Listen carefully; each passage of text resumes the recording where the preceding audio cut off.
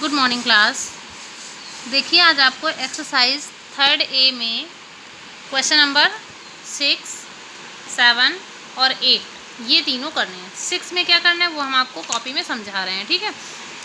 6 number question है आपका, right the following fractions in the simplest form. Simplest form का मतलब होता है कि उस फ्रैक्शन को आप लोएस्ट टर्म में रखो। और हम लोएस्ट टर्म में कैसे रख सकते किसी फ्रैक्शन को? अगर उस फ्रैक्शन में मान लो हमारा फर्स्ट नंबर फ्रैक्शन दिया गया है 27/48, ठीक। तो अब हम कोई एक कॉमन नंबर देखेंगे, कोई भी एक कॉमन नंबर जिस नंबर की टेबल में 27 भी आता हो और 48 भी आता हो, ठीक है। तो अब हमें ये पता है कि 27 3 की टेबल में आता है, ठीक है। 9 की टेबल में भी आता है, बट 9 की टेबल में 48 नहीं आता है, ठीक है। तो पहले हम 3 की टेबल से इसको डिवाइड करके देखते हैं। तो 3 से हम डिवाइड करेंगे 27 को, तुम्हारा 3 9 जो 27 होता है, तो यहाँ पे 9 आ गया। बट ये ध्यान रखना कि दोनों ही नंबर, न्यूमरेटर और डिनोमिनेटर, दोनों ही एक ही नंबर से डिवाइड करने हैं। कुछ बच्चे ऐसा भी करते हैं कि इसको 3 से डिवाइड कर दिया, ये 48 है तो इसको 8 से डिवाइड कर दें। ऐसा नहीं हो सकता, ठीक है। अगर हम 3 से न्यूमरेटर को डिवाइड करेंगे तो 3 से ही 48 भी डिवाइड होना चाहिए, ठीक। कोई भी नंबर हो सकता है, नंबर आपका 2 3 4 5 6 7 8, एनी वन नंबर, ओके।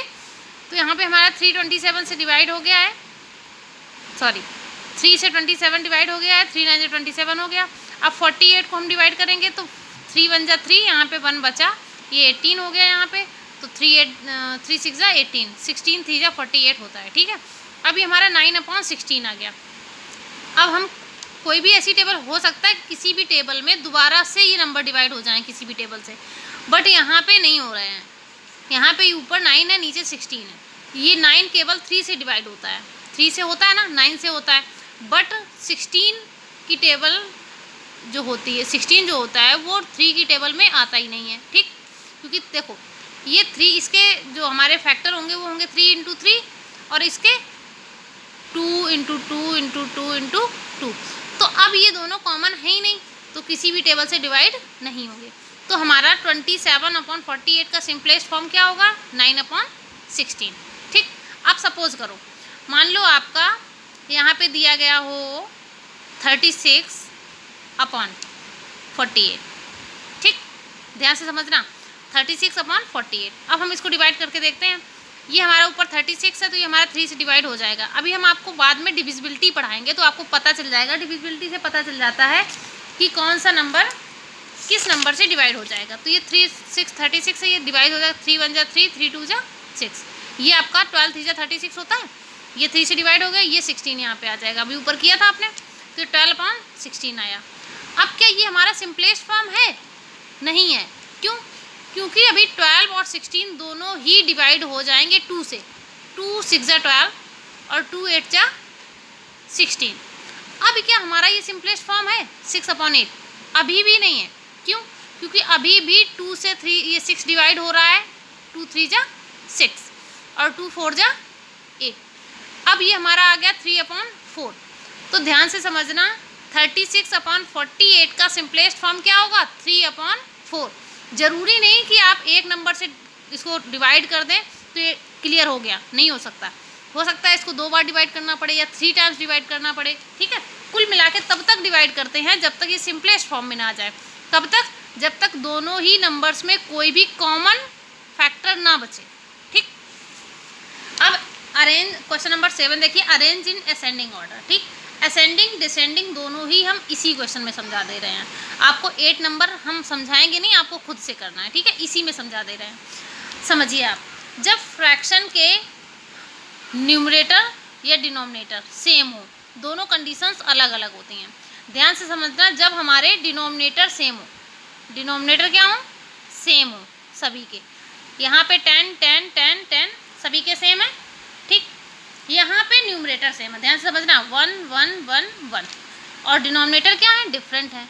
यहाँ पे डिनोमिनेटर सेम है, न्यूमरेटर डिफरेंट है। तो दोनों में अपोजिट कंडीशन होती है।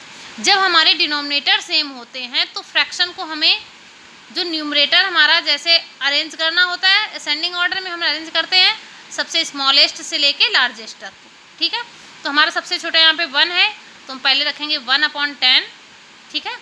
Then 5/10, then 7/10, then 9/10। ये हमारा असेंडिंग ऑर्डर हो गया। ठीक, अब अगर हमें इसी को डिसेंडिंग में लिखना है तो इसी का अपोजिट कर देंगे, 9/10। ठीक, 7/10, 5/10 और 1/10। तो ये दोनों ही, ये हमारा असेंडिंग ऑर्डर होगा, ये डिसेंडिंग ऑर्डर हो गया। ठीक है, अब समझिए हमारी बात, जब हमारे न्यूमरेटर सेम, यहाँ पे बच्चे बहुत कंफ्यूज हो जाते हैं जब हमारा इसी को भी ऐसे अरेंज कर देते हैं। कैसे? अब हमने देखा हमें असेंडिंग में लगाना है, ये हमारा असेंडिंग ऑर्डर है, ठीक है, और ये डिसेंडिंग है। अब हम कुछ बच्चे पता क्या करते हैं, 1/4, 1/8, 1/9 और 1/11। अब कुछ बच्चों को समझ में आ रहा होगा कि ये असेंडिंग ऑर्डर है, ठीक है, कुछ बच्चों को क्या समझ में आ रहा होगा कि ये असेंडिंग ऑर्डर है, जबकि ये डिसेंडिंग ऑर्डर है। ये कौन सा ऑर्डर है? डिसेंडिंग ऑर्डर है। ये 1/4 हमारा सबसे बड़ा है, 1/8 उससे छोटा है, 1/9 उससे छोटा और 1/11 सबसे छोटा है। जबकि हमें 1/11 सबसे बड़ा लग रहा है, लेकिन नहीं, ये 1/11 क्या है? सबसे छोटा। क्यों छोटा है? क्योंकि यहाँ 1/11 का मतलब है 11 में से 1 और 1/4 का मतलब 4 में से 1। तो 4 में से 1 जो होगा वो ज़्यादा होगा और 11 से 1 कम होगा, ठीक है, इसलिए ये हमारा डिसेंडिंग ऑर्डर है। बस कुल मिला के अपोजिट ध्यान रखना, जब न्यूमरेटर सेम होते हैं तो जो न्यूमरेटर में जो डिनोमिनेटर छोटा होता है वो फ्रैक्शन हमारा सबसे बड़ा होता है, ठीक है। इसी का अगर हम असेंडिंग लगाएंगे तो 1/11, 1/9, 1/8 और 1/4, ये असेंडिंग ऑर्डर है। सभी को डाउट क्लियर हो गया ना? सभी लोग बहुत अच्छे से ध्यान से करेंगे क्वेश्चन नंबर 7 और 8, ठीक है, ये दोनों ही क्वेश्चन। Thank you.